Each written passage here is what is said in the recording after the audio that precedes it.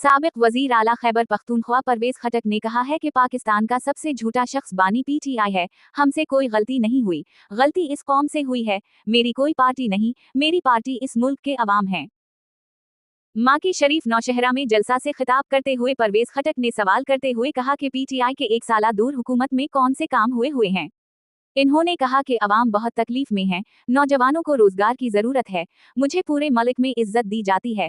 मैं वो शख्सियत हूँ जिसके साथ कौम खड़ी है।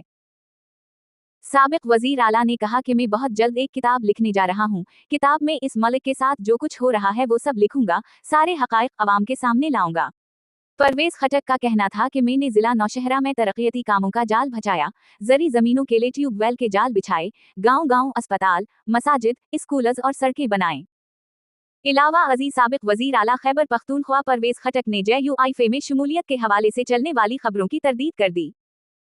परवेज खटक ने कहा कि मैंने अभी तक किसी जमात में शमूलियत का फैसला नहीं किया, ताहम छोटे भाई से इख्तिलाफात खत्म कर रहा हूँ। मैंने मौलाना को एतमाद में ले लिया है।